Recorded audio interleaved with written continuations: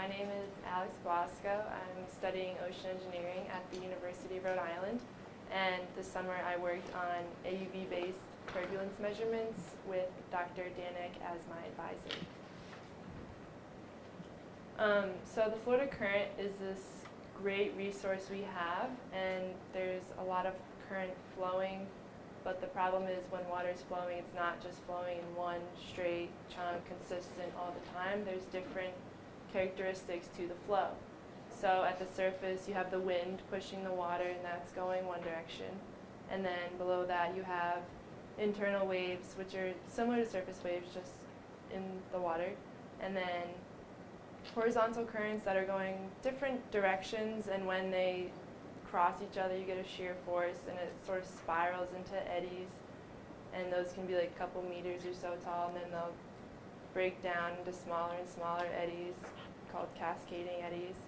And then you have the overall tidal current moving, and as that moves across the seafloor, you get internal waves off of that, and those can be a lot larger because the water is denser at the bottom. So all these characteristics can impact a turbine that's using flow. So you want to be able to catalog them and just sort of know what you're working with. So that's what I worked on this summer. So the turbulence sensors measure turbulence in front of an AUV, an automated underwater vehicle. And this can be useful to help identify these ocean phenomena going on. So what we did was use MATLAB to model a method to process and identify these characteristics. So what I did was I took data from a bottom-mounted ADCP sensor over a period of 13 months, and this shows the velocity of the water. So you can see it's moving faster at the surface where it's less dense and it's more impacted by the wind. So you can see where it gets like lighter there, that's hurricane season. And then at the bottom it's not moving so fast because it is more dense.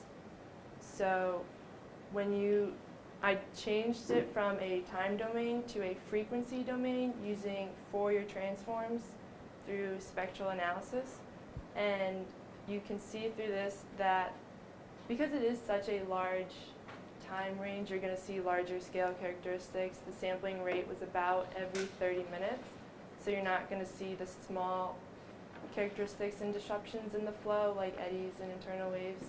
So you can see the Coriolis frequency, which corresponds to the rotation of the Earth, and just sort of tells you kind of the inertia that you need to maintain something in the same spot while the Earth is rotating.